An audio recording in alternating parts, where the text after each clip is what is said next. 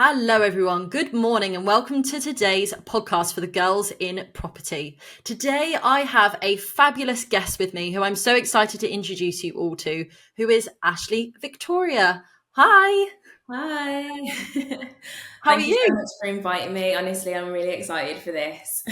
I'm excited to get you on. I've been following you for some time, and I've been seeing all the things that you're doing within the property world, and also building these amazing communities for women in property, and not just property in business as well. Yeah. And I'm just so excited to kind of talk to you about it. Talk to you about actually a new subject for the Girls in Property podcast as well, which we'll come on to, and just really have a great time and good vibes on this Monday morning. Why not? Yeah, So. it's got to be good vibes, high energy. Love it. So, could you please, first and foremost, introduce yourself, let everybody know what you do within the property sector, but also tell everyone a bit about yourself outside of that and what you do for women in the business and property world? Sure. So, my name is Ashleigh Victoria. I have a social housing business called Erban Homes that I run alongside with my husband. We've been going for around about 5 to 6 years now, and it has been very, very difficult to start off with. But we both love a challenge, and we just love like where the business is going. I also am the host of Leading Ladies, which is within the High Performance Academy. So it's a place where women who have businesses or are starting businesses can just come together and just, encourage each other, be positive, give advice and tips, and we can just get to know one another and connect. What a fabulous introduction. I absolutely love that.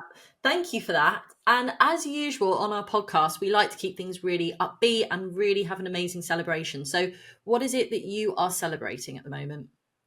So at the moment, I'm actually celebrating me.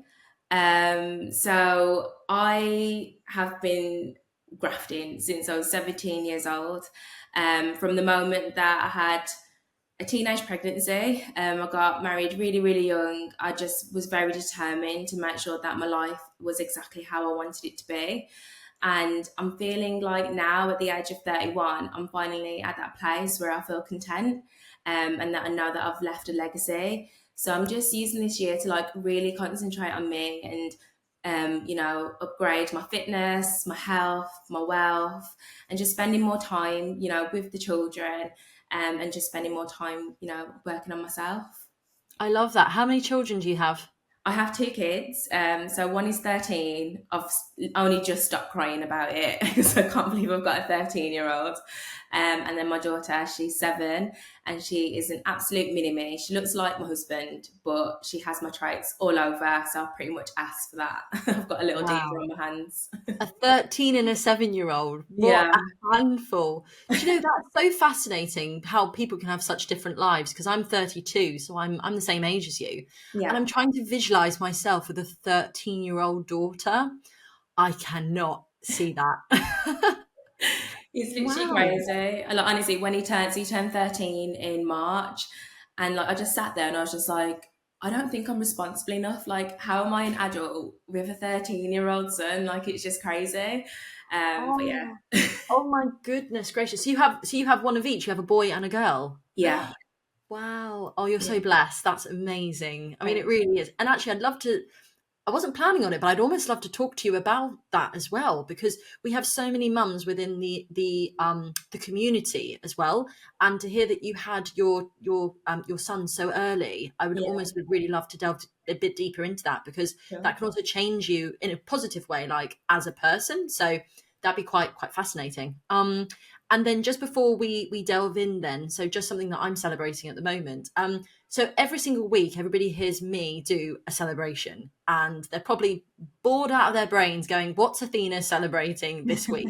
So I'm going to mix things up. I'd actually like to shout out and celebrate somebody else today, and I'm going to celebrate on her behalf, which is one of my mentees, Lucinda Ackelson, who is an incredible woman. She's absolutely fantastic. She came to me and she's like, Athena, some personal circumstances have happened to me in my life. I'm looking to move forward. I'm now looking to do something for me.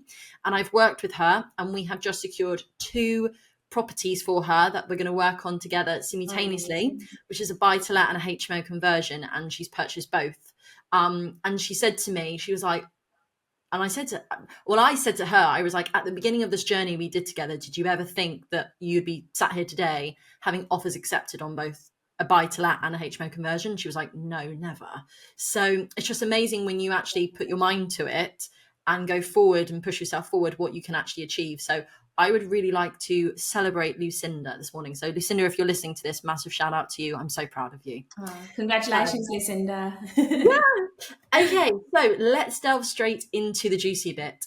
So Ashleigh Victoria, could you please tell us a little bit more about social housing? So for someone who has no idea what you're talking about when you say, I have a social housing company, what does that actually mean?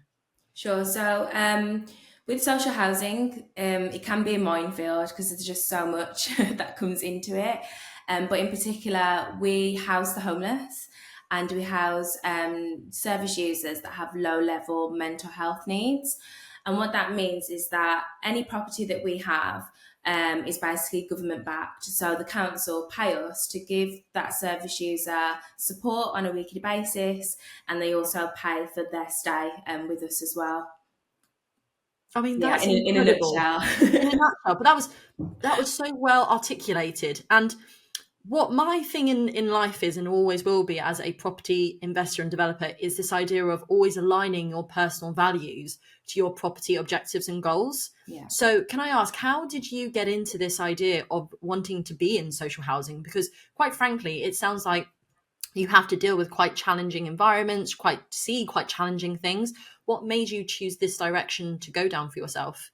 So for me, there was two things. So the first thing was number one, obviously growing up with a single parent, raising three kids in a council house, and then I saw like the struggle that my mum had to go through, and kind of like the lack of support actually that she did have. And then, when I then became pregnant in the middle of sixth form, like on my last year, I was then put into the same situation where I was then in a council flat, 2-bedroom flat. We couldn't afford to put any carpet in the hallway, so we only had carpet in my son's room. We had a Hoover for a TV stand. The TV came free from Car Phone Warehouse if I basically got a phone on a £15 contract. And I just was really, really rubbish with money. The moment that we got married, so I got married when I was 20, all of a sudden there was just a huge difference between me being on benefits and now because I'm married, I'm now having to do this on my own. So there wasn't that stepping stone in between where I had the support and help to be able to get me out and move me on from benefits and then become part of the world and working full time and knowing how to pay for bills and knowing how to run my household. So I just felt that there was a lot of sacrifices made, and it just kind of made sense as to like why people do tend to just want to stay on benefits and not want to do more, because they're put in a very difficult position. You either sacrifice the money, work full time and not get as much, or you get on benefits and then have things for free, and there's no in between that helps them get to that next step. So we sacrificed a lot. It's very tough. We was having like noodles every single day for dinner, and it wasn't like super noodles. It was like the actual own brand noodles from Tesco that we were like eating, and then I would mix and match it with like hot dog sausages or like chicken and prawns, and that would be us for a few weeks. And then I done my studies at uni. I became a teacher, and then what I found is that I actually loved helping people. And there was a lot of children that kind of came in with a lot of safeguarding issues that had issues at home. And I just kind of seen myself in that. So I've always wanted to put myself in a position where I can help people become the better versions of themselves. And with social housing, that is literally exactly what I'm doing. I'm not just helping people, I'm actually like transforming lives and changing them for the better. I'm helping them to develop their mental health. I'm referring them to further services. I'm teaching them skills. They're able to get jobs and manage their money. So I think from how my life was when I was younger, that kind of shaped how I was going to be right now. And then, the skills that I then learned as a teacher also helped with the skills that I need now for my business. So yeah, it just all kind of think it's all part of God's plan, to be honest with you. I think he just knew that I had to go through certain things to kind of get to this point in the business. Wow, what a story. And I've got so many questions about the social housing aspect because I Yeah. also would like to be a sponge and learn from you in this. So I've got quite a few questions about that. But just before I ask you them, you said Mhm. some really interesting things there as based on your story. So just to clarify, are you telling me that you were in a position where you originally were on benefits, but then because you decided to get married, those benefits were taken away from you purely because you were married? Yes. And So it was a shock to the system, let's just say. We I'm both just wasn't trying to expecting understand it. that. I'm trying to understand that. So you're telling me that a person, therefore, would need to decide: do I want to stay on benefits, or would I like to go forward in my life to the next chapter and marry the man or woman that I love? Pretty much. And if I'm honest, I think it's just to do with an agenda, because they want, broken homes, and families, and to kind of be put in a situation where you kind of lose control. Whereas I felt like no matter what, I'm going to take control of my life. I mean, it's even like when I was at, teaching, half of my wages would actually go on nursery. Nursery fees are like ridiculous. But then there would be mums that would come in, drop the kid off, and they'd be on benefits and don't have to pay nursery fees at all. So then it kind of makes you feel like, well, I'm working. I should technically have the help because I'm trying to work. But then at the same time, if I don't work, I can still get my free time, drop my kid into nursery, and I'm getting more money. So it's that mentality that they're trying to create, where it's just like if I move away from the system, I'm going to be worse off. When it's just the case of no, like if you move away from the system and really hone down on your passions and just be resilient and consistent in everything that you do, you can come out of the system altogether, not even have a 9 to 5, and just be in control of your life by being an entrepreneur. So it's a difficult one. My goodness, I feel like there has to be like a whole topic around this, and actually speaking to the government, which who I'm sure are very aware of this, of what's happening, but to actually speak to them to say something has to change. Because I'm Mm. sorry, but in what world is it acceptable to have this as the reality? And I remember when I was in full time employment, and so many of my friends within the workplace went on to have children and went on Mm. maternity leave, and they never came back because what happened was that it cost more for them to work to spend on childcare than it would be for them not to work to sit Yeah. at home and raise their child. And I'm like, in what world is that acceptable?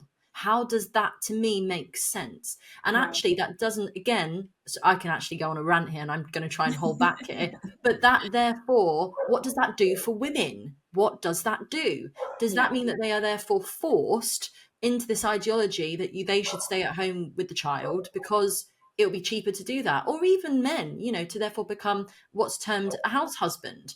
it, Right. it shouldn't be that way. It should be that we are encouraged to contribute towards society, both for yourselves and for your own mental sanity. Like, Yeah. as people, you might be a mum, but you're also Ashleigh Victoria. You Right. are you are your own woman. So I find that a really interesting conversation that I'm not going to deviate from because I could go off on a rant, but definitely a topic to have on another occasion, because listening to your story, you're one of the few people who, of course, got out of the system in a really healthy way. But I'm sure that there are so many not so healthy examples. Oh yeah, there's definitely a lot of unhealthy examples that like I know of, but we hold ourselves in high regard, myself and my husband, and everything that we do should never ever be taken away and by anyone. So we always make sure that everything that we do is above board, even if we have to work overtime for it. Like it's all going to be above board, and I do get it. There'll be like certain cash in hand, and this and that, but for us, it just all had to be above board because no one's going to take anything away from us. I love that. So let me ask you a couple more questions about social housing then. Yeah. So my very first question is, you mentioned before in regards to this idea that you provide, just so I understand this, because I'm learning at the same time, so I'm just trying to get my head around it.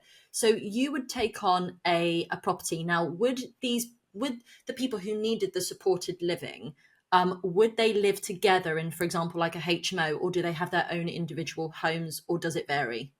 Yeah, so how we actually started Urban Homes was that we was doing professional tenants in HMOs.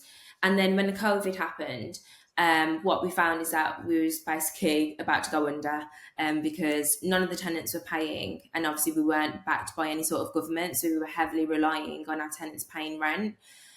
So what we then started doing is converting the houses that we had to basically housing the homeless, and then getting that government backed. So all of our properties are commercial leases, and then they're all shared houses. Some of them have en suites, and then some of them are shared bathrooms and shared kitchens. When you say commercial leases, just for the listeners to understand, so are you saying that they're on like a rent to rent basis as a Yeah, commercial lease? yeah. My entire business has basically come from rent to rent. Like we got our business to 7 figures through rent to rent. We're only just buying this year. That's amazing. So Yeah, what you're saying is in fact, what you're saying is you started exactly like me, which is I started through rent to rent HMOs for professional tenants. That's literally what I did, yeah, and built up and built up. So what happened to you was you obviously had COVID. They therefore didn't pay. So you therefore used the structure of that to therefore go on and find that, and obviously therefore get the guaranteed rent yeah. from the council, the government, to then Mhm. fund them, so that the government effectively pay the rent instead of of course, the homeless. Yeah. That's incredible. Okay, and how many do you have now in total in your portfolio? So we have just over 400 rooms now. So we still have our like a few professional tenants in Wolverhampton, but the rest of them are in Birmingham, and then we're expanding into like other local towns as well now. Amazing. So yeah, And what about in terms of landlords then? I'm just really curious about this because it is a commercial lease structure. yeah. Do you are the land? I presume the landlords are aware you have these conversations. Does it almost make it easier because of the ethics around it, or is it different where a landlord says I don't want homeless people to be living in my property? How does that work? Yeah, I mean, you will get some landlords that will say that, but if I'm honest, it has to be. I have to get a good feeling about the landlord. I don't just want your property; like I want you to also want to make a difference too. And we just kind of explain to them, this is exactly what we're doing, and this is how our system works. So I've been very fortunate to have amazing staff members that just do the most and do everything for our tenants. So that kind of gives the landlord a lot of ease when it comes to their properties. They're able to go away and not think about it. We handle all the management for them, and we have a full-time maintenance team. We've got support workers that go in on a weekly basis. We have cleaners that go in. So there's constant surveillance over the property. So there's not anything that is going to happen to their property that we wouldn't know about, and I think that's what gives them the security. Amazing. And you just touched on something there that actually was going to be one of my questions. So just trying to understand the structure of this. You said that you had a supported care worker that would go in weekly. Yeah. So how does it work then? Let's say that a homeless person was to move into your property. Mhm. Is it to do with the fact that trying to get them back on their feet and almost get them in a job and get them to be able to therefore then move out? What is the process for a person? Yeah, so we'll either get referrals from the council, or we'll go out and get the referrals ourselves in regards to the service users. And then what they would then be put through is like an assessment. So that assessment is just for us to identify what we need to support them in. So we ask them about, any medical history, any mental health conditions that they may have, any physical health conditions that they may have. And then from there, we're able to tailor make a support plan for them that the support worker will work with them on. And then we're also able to put them in the right house that's going to be okay for them. Because, just because they're homeless doesn't mean that homeless could mean on the street. Homeless could also mean sofa surfing as well. Or living at your sister's for a bit and you've been asked to leave. That could also be homeless. So we just want to make sure that they feel comfortable within the house. We try and match personalities, see who's going to get on as well, because we want them to live great in the house and see it as their home. And they also need to get on with the people that are there too. Well, do you know, it's the same for professional, same for, let me get my words out. It's the same for professional house shares, because I have that too. We always look at, okay, well, how is it we want to structure? We personally always want to have a gender mix. We actually like to have women and men in the HMOs together. We just think it's got a bit more balance. Yeah. And also we look at personalities to mix it. So it's very similar in that regard. Just going back though to my question, which is, let's say that they move in. So this person is now moved in. they're going through looking with their social worker and understanding, is the process or is the purpose of them moving in to almost get them to back on their feet to a place where they could technically therefore move out, have a job, move out, be able to afford rent, and then go on? Like, is there actually where you're like, we usually have a process where a person will stay with us for a year, 2 years, 3 years, and then they can go and move on so that we can open a space up for the next homeless person? I'm just trying to understand how that works. Yeah, so that's exactly correct. How you've explained it is exactly how it happens. So, whenever a tenant moves in, I always joke about and I say, if you're literally still here in 5 years' time, I've done something wrong. I need you gone, right? And the reason why I say that is because if they're still there after like a year or two, that means that we're not doing what we need to support them. So we first concentrate on like their mental health first, because we can find them a job and they can go, and then the mental health declines and they're back with us again. So we just want to make sure that their mental health is strong. We've then given them and equipped them with the skills to be able to live independently, whether that's helping them with financial work, helping them with any debt that they might have, so helping them clear that up, and then moving them on. So whether that be helping them with registering for a council house, or whether that's to like rent, but we help them with that move on process. I'd say that the longest standing tenant that we've had, and the only one that we've had, has been 2.5 years. But I actually really don't mind with this tenant, because he has like a long term physical illness. So for him, it isn't actually possible to move out and live independently. So we will have circumstances where that will happen. But for a lot of the cases, they are able to move on. Do you know, I actually thought you were going to say longer than that, than 2.5 years, if I'm honest. I actually think that's not too bad. And I'm just trying to think to myself. So I'm now trying to put myself in their shoes as we're speaking. So let's go back to this idea of what we spoke about originally, which is the benefit situation. Yeah. So I'm now moving into your property because I'm homeless. Yeah. And therefore we're having these conversations. I feel safe. I've got a care worker that's coming to see me. I feel like I'm in a really good environment. And then I go to get a job, and then I go to earn a bit of money. I don't understand why I would want to move out because of the cost of inflation, because of everything. My rent is currently being covered. I'm secure. I'm safe. Why would they want to move out of that to therefore go and have to afford the bills on their own with everything that's increasing in the world? And that's the issue. So for us, I mean, like, yeah, we'd love to keep everybody. But I feel like what's missing at the moment is that next step. So we only get them from like point A to point B, but that next step in between, that in between step that I was talking about at the start, there's not that there. So we will get tenants that, you know, they'll get a job. So we allow them to have like part-time hours. So they do like 16 hours, and it doesn't affect like the universal credit or benefits, and they're still able to save. That will get a job, do the hours, and then think, oh crap, this is actually going really, really well.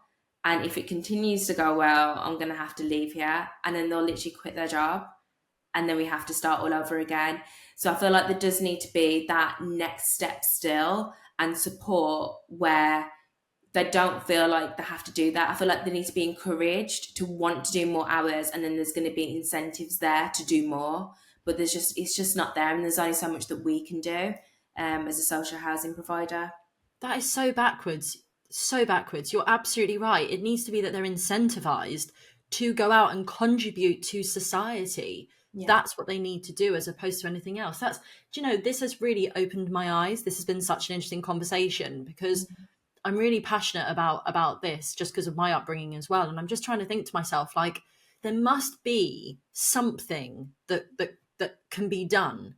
And I'm just hoping, I know it's a much greater topic. I know obviously it's like for the government and the politicians, but there is clearly something that is not working. And probably, quite frankly, a listener would be there saying, Athena, it hasn't worked for years.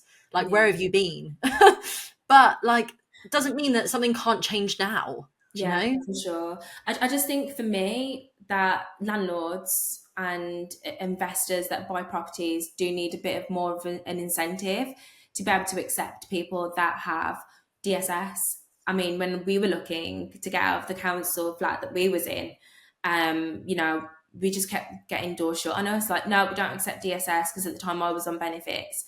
And it was just like, but I am actually going to like pay my bills, but just because I'm on DSS, that was it. Like they just didn't want to know. So I think it's just having that conversation and incentivizing those landlords to accept people with benefits, so that then there's like a move on step for them, because now they know, okay, they do accept benefits, and now I'm having that slow transition.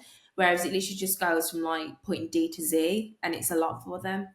You make a really good point there, because why would, I mean, I'm a landlord. I'm actually a landlord, and I'm trying to think, of course, put my morals to the side, put me as a person in terms of my heart. Let's just talk from a business acumen.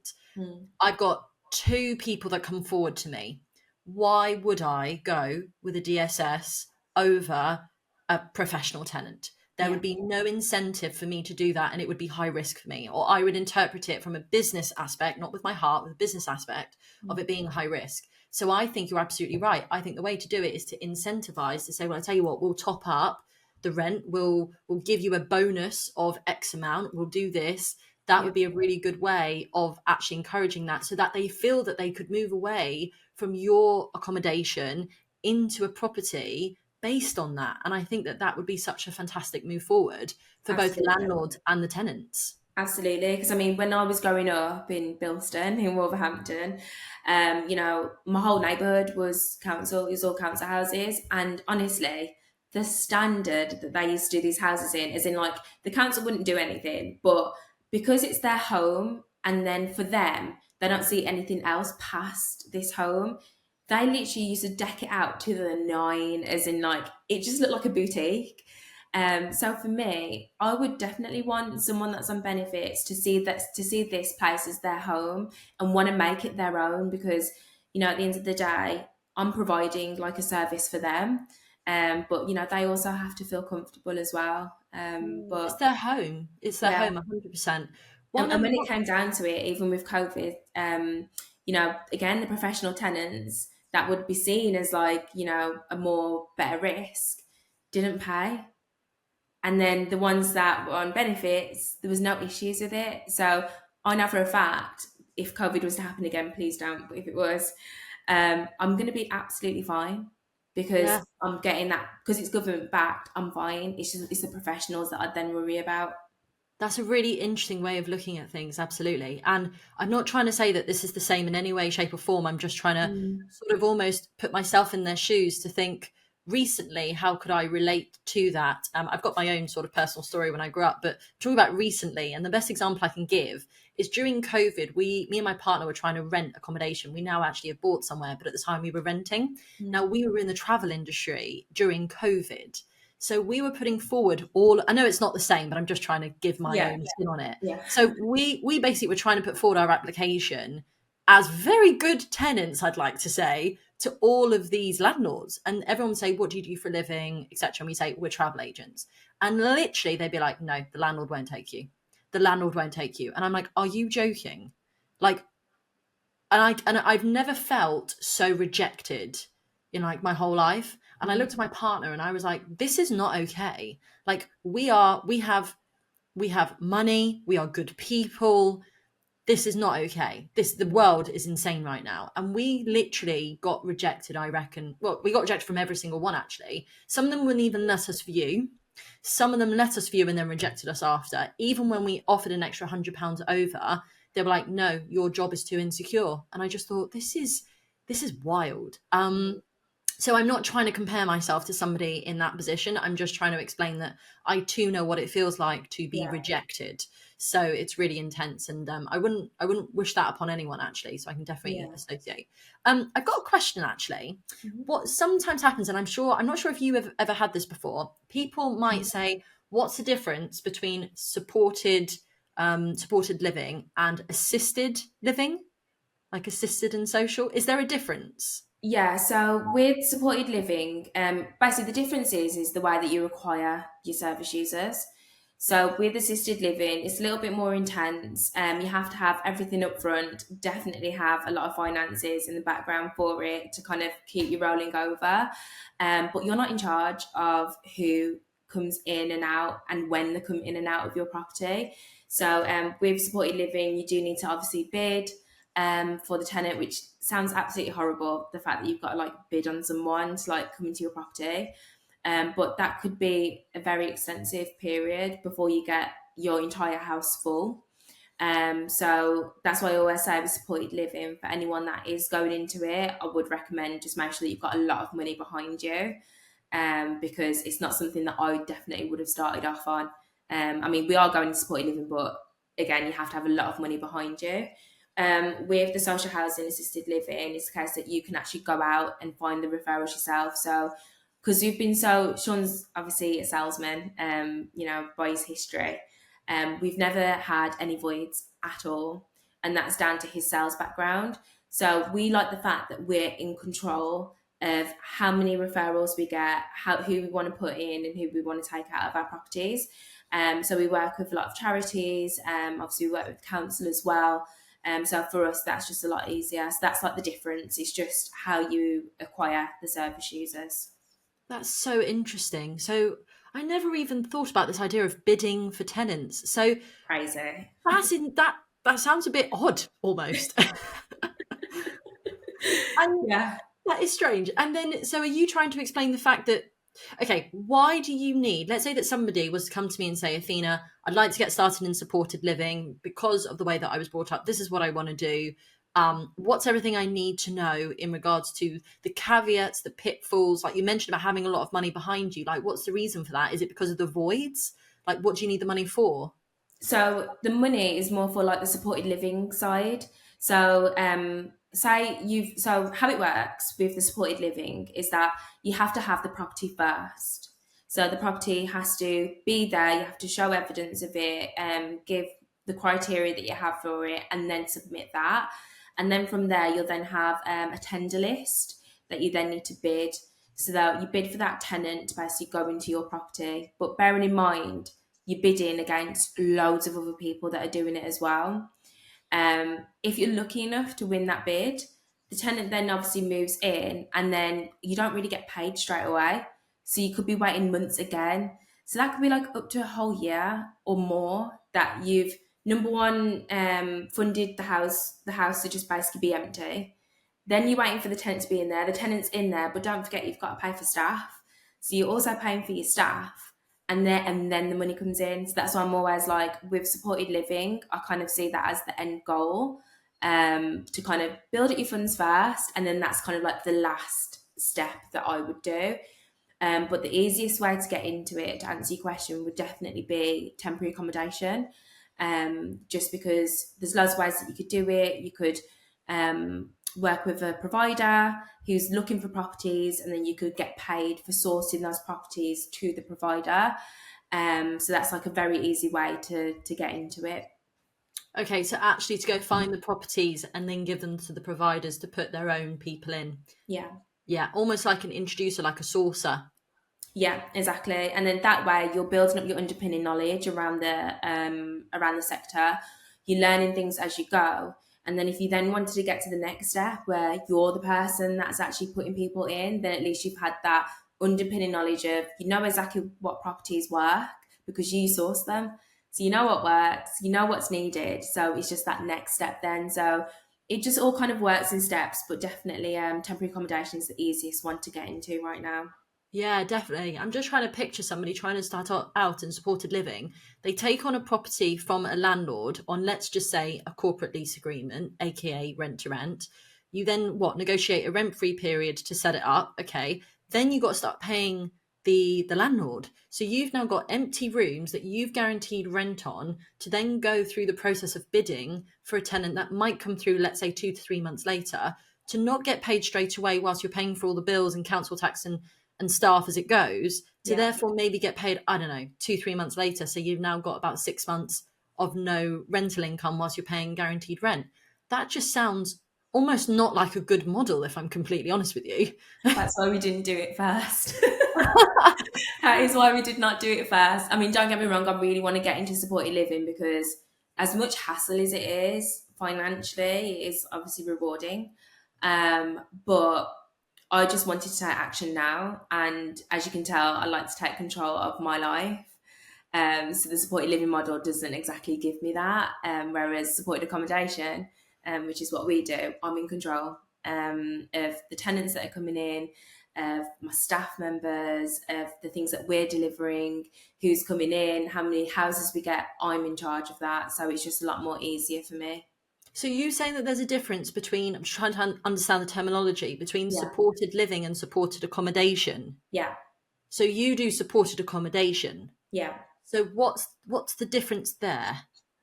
So with supported accommodation, you are, sorry, just trying to think. Okay, with supported accommodation, the service users are a lot more low level, and you have a little bit more specific like sectors for the supported accommodation. So we have one where it's low level mental health needs. It could be like anxiety and depression. And then you have the next stage, which is you could go into like autism, like schizophrenia, that kind of thing. And then you go into the next part where it's like disabilities. So the higher level that the service user is the more that it then kind of goes into supported living. So if they've got a disability, they're more than likely to go into supported living. If they've got like low level mental health needs, they're more likely to go into supported accommodation, or it depends on their circumstance. If they're, you know, in a domestic violence situation, that's also supported accommodation too. So do you have to bid for support for service accommodation supported accommodation? Do you have to still bid? No. No, you don't bid. Right. This is what I'm just trying to wrap my head around. And I'm sure the listeners are also listening going, yes, Athena. Like, we're trying to understand this. So you don't have to bid. So you would go out like assisted living, which is still different, Mhm. and find your own people Yeah, effectively. pretty much. Right. Yeah. So we actually have someone in our office right this second that is dedicated to bringing in new tenants, making new connections, and bringing them through that assessment process and getting them housed. So Where we're would in you charge go? of that. That's amazing. Where would you go to find something like this then? You're saying we've got a team who go out and find them. Is there a system? Is there a place that they go to register and wait? Well, to be honest with you, I feel like people overcomplicate this. So it's kind of like, if you're hungry, where do you go? To Asda. I go to a restaurant to go and eat. So if you're looking for people that have low level mental health needs, are homeless, or are in a situation where they need support and help, I'm going to go to the streets. I'm going to go to charities. I'm going to go to hospitals. I'm going to go to job centres, because that's where they're going to be. So I think people do overcomplicate it a little bit, but it's actually not that complicated. You just got to get yourself out there. I think it just comes down to confidence more for people. Just knowing, oh my God, is this like the right, and like, is this the right way, or da-da-da? It's not that complicated. Just go out, make conversations, and then go where you know that tenant's going to be. And then how does it work in terms of then getting the government funding? Do they fund the whole house or do they fund individual people? Individuals, because we've got we do HMOs. So each room is like individual claims, if that makes sense. So we've got a whole process that the admin team do where we'll process the claim, and then the council basically sort that out for us. Amazing. And then my final question on this topic, because then we'll Yeah. move on to something else. But I'm very interested in it. That's why It's I'm very asking these questions. meaty. It's I, very meaty. I'm so interested in it. So my final question is: let's say that you go out and you find someone in whatever capacity you find them in a supported accommodation aspect. How long from meeting that person to getting the funding to getting them into the property? How long does that process take? So from finding someone to them being in our house, that's 24 hours. From them being in our house to then getting support, that's within the same day. And then from us getting paid from that tenant, that just depends. So sometimes it can be towards the end of the month. Sometimes it can be like 2 weeks. It literally just depends. So we get paid monthly from the council. So say if they've joined at the start of the month, then we'll see that payment at the end of the month. Or if they've joined at the end of the month, we'll then see that payment the next month. So are you taking them on in good faith almost that the government will pay you? Mm-hmm. Wow. Yeah, My that's why goodness. we do the assessment, just to make sure that we've gotten everything about them and that we know that we're able to house them and also get the funding for it as well. What an absolutely fulfilling thing to do. Like, you know, you can look at your children and you can look at yourself like even now, but in years to come and just say, do you know what? I made a difference to the world. I did something to change Yeah. it and to make a better place for people. And I just think that you should be so proud. I just think it's an amazing thing to do. It's high risk. It's not easy. It doesn't sound easy at all. I Yeah. thought guests were difficult who call me at 9:30 to tell me the TV doesn't work. When they just don't know where the on button is. Like this is next level. So yeah, you should be so proud, Thank definitely. you. Thank you Um so s- much. so I could talk to you about this all day, but for the listeners, let's just talk about something else, which is of course your networking for leading ladies. So can you tell us a bit more about this network for leading ladies, why you created it, what is it, and how does it work? Sure. So, Leading Ladies actually came from the High Performance Academy, which is run by my husband, Sean Davis, and his business partner, Luigi Newton. And what I found in there is that when I was doing sessions and when we was having conversations, there's certain things that I wanted to talk about that I knew that the men would feel uncomfortable about, like periods and boobs hurting in the middle of the day and getting brain fog and those days where you just like you don't know what it is, but you just kind of feel in between the air and the floor and you can't get on with business. And I knew that having these type of conversations they wouldn't really be interested in. So in October I actually asked both of them if it was okay to start a chat where I can just invite the ladies in there and we can actually just talk about these things, and have a little bit of a moan if we need to, because we need an outlet, right? But sometimes we have to be careful with who we have that outlet with.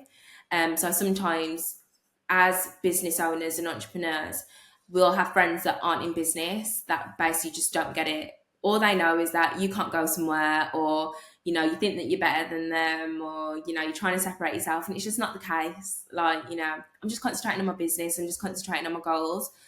So it's nice to have a group of women that encourage each other, empower each other, and just lift each other up when we are feeling a little bit down on certain situations. But yeah, I'm just really, really proud of it. Actually, yesterday we were sharing our wins within the WhatsApp chat. So there's just over 80 of us now within that chat. So it's just been amazing. That's incredible. I love it. I love how you're like, I don't think the guys want to talk about periods. And it's like, well, they should. They should. Like, that's how babies are made. Yeah. But I think that's great. And I love what you said. And, I talk to people quite a lot about this. And I find it a really interesting conversation where people, it's better now than it used to be because I've been in it for some time. But at the very beginning, like, even when I tried to talk to my friends, my close circle, who don't really aren't in the world that I'm in. Now it's a bit different because my circles are expanding, but at the very beginning, and they were like, "Oh, what are you doing?" And like almost avoiding asking me because they were like, "I don't even want to know what you're doing Yeah. because it's not what we're doing." And I feel like I spoke to somebody today about various things, and they're like, "Oh, I spoke to my friend yesterday, and she made me feel really rubbish."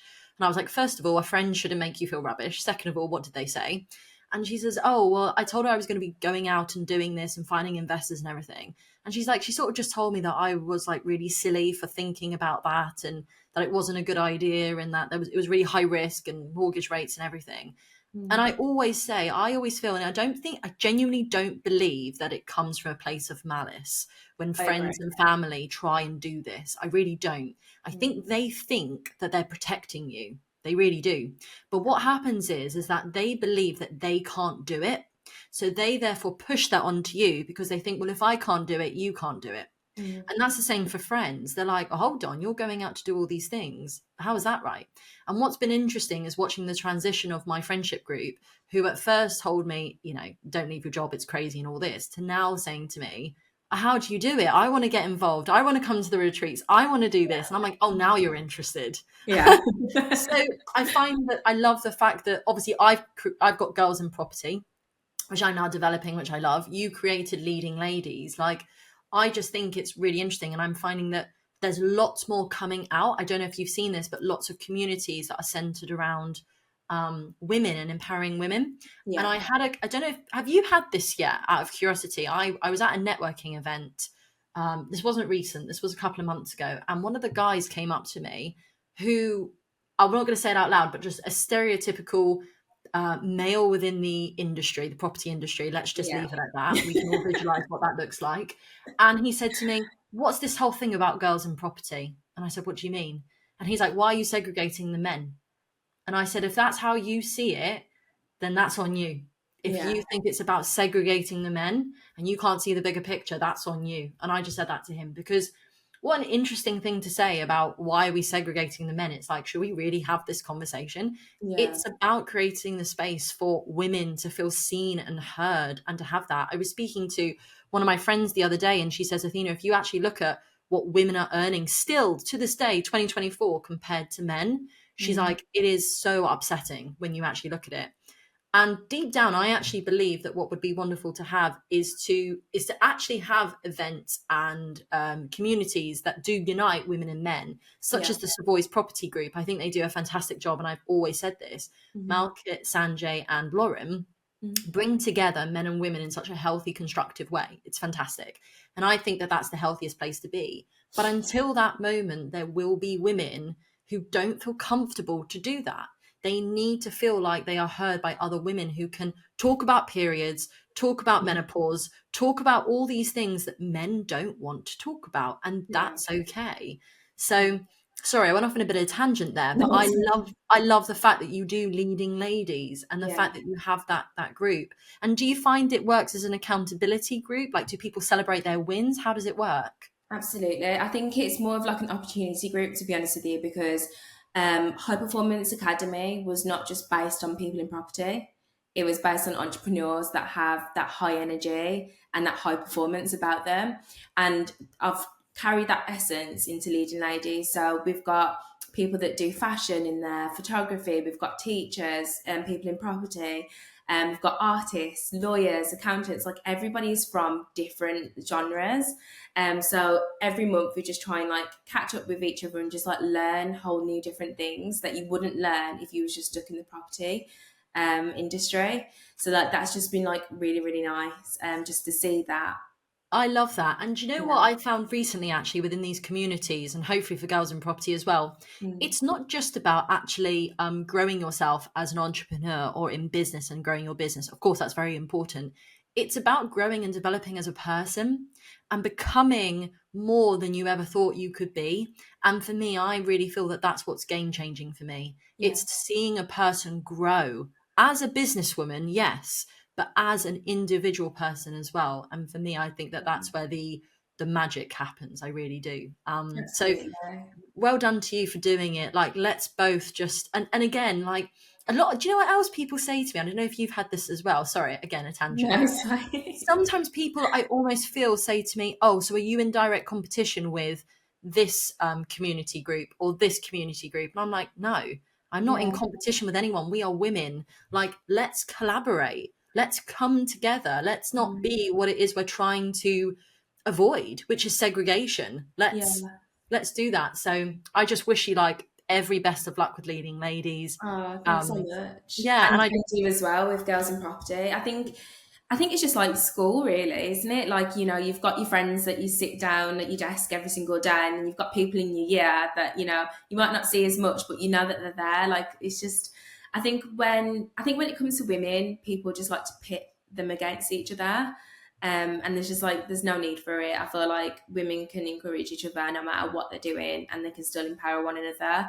And I feel like the more that women do that, is the more that we'll all excel together. So yeah. definitely. I always say queens supporting queens. Yeah. That's what I say.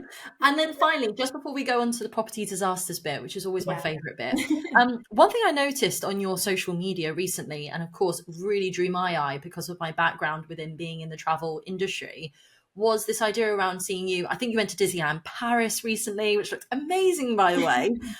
So how does that work? You were talking about multiple streams of income. I think the idea is that you actually get paid by traveling. Like, what is that? How does that work?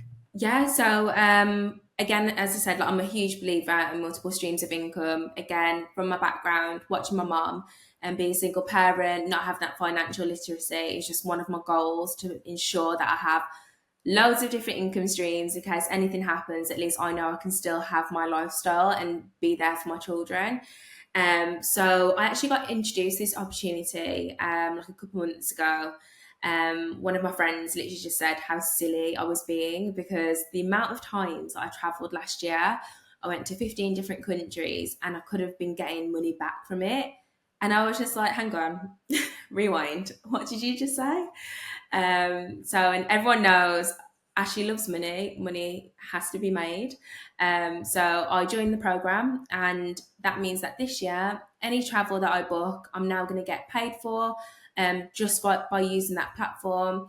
If anybody wants to use it through me, I'll also get paid commission for that, and then I also get paid to refer people to the program as well. So it doesn't take away from my usual day-to-day business within social housing. It's just something that I'm doing anyway.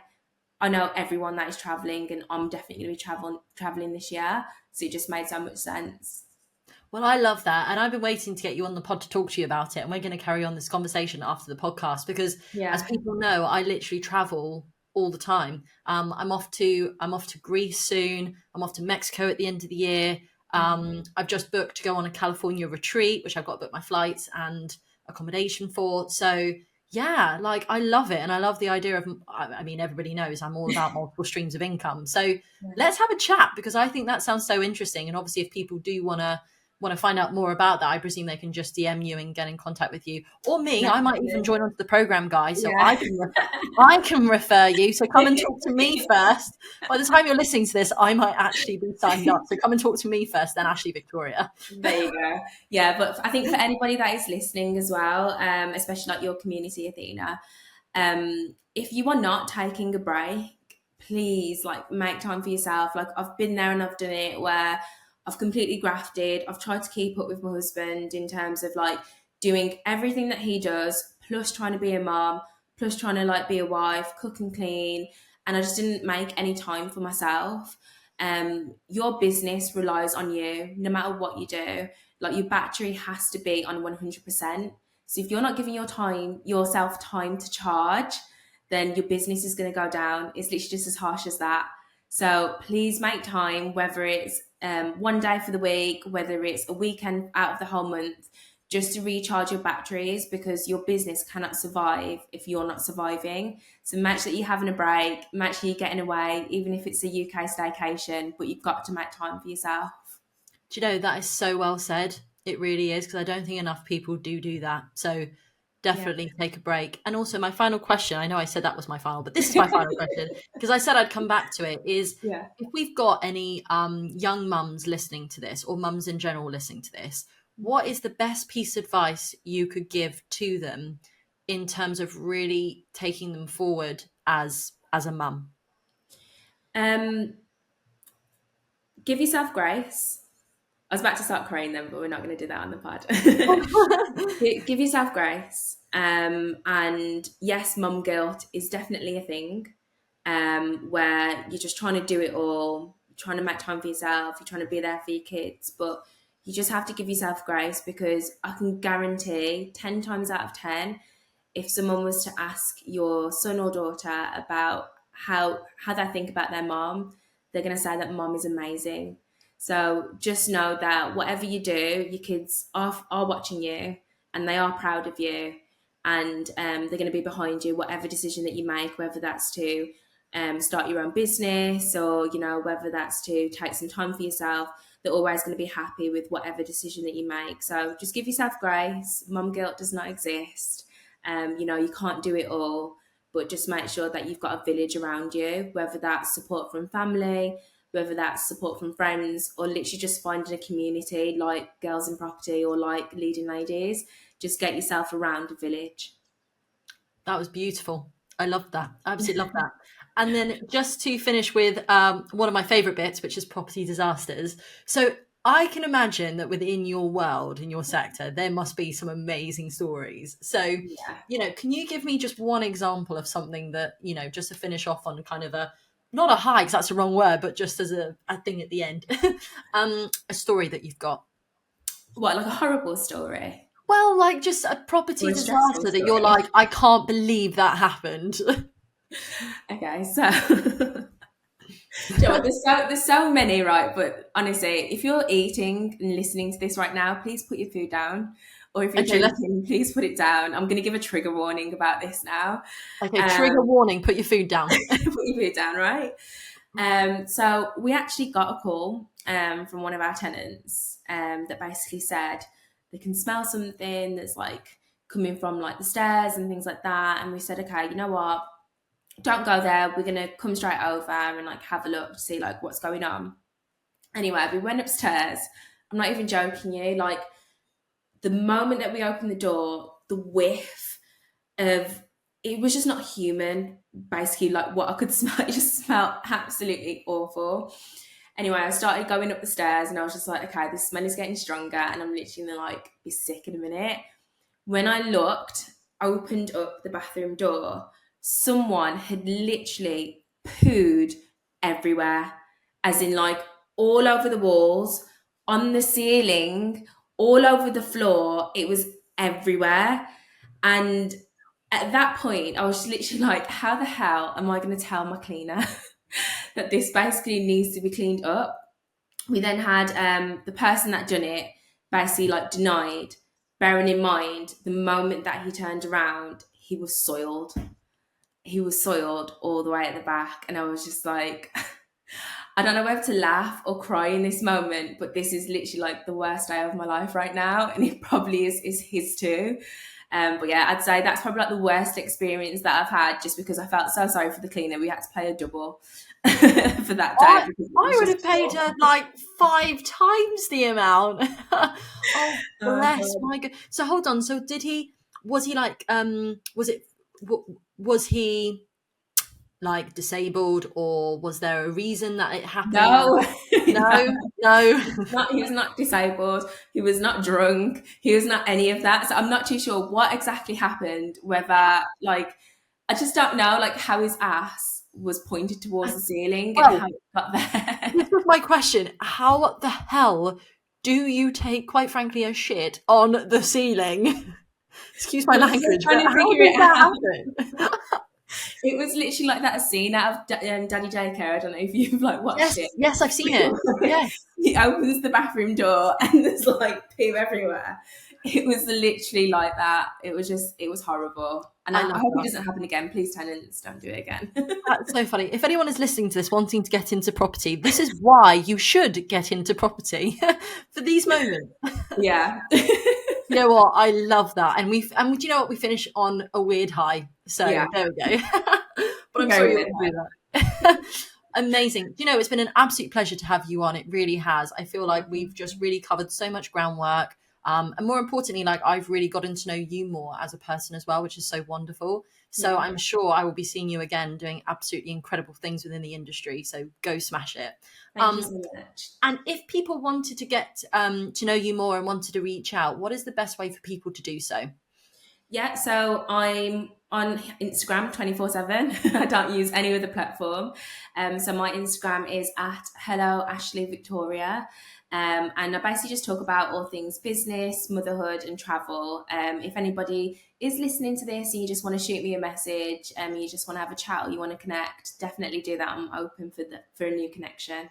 That's incredible. And if you want to get in touch with me, I'm Athena _official. We are Girls in Property on Instagram. And if you want to email me, I am girlsinpropertypod@gmail.com. Ashleigh Victoria, thank you so much for coming on. Absolute pleasure. I hope you have an incredible week and I will speak to you soon. Thank you. Bye. Have a good week, guys. Bye.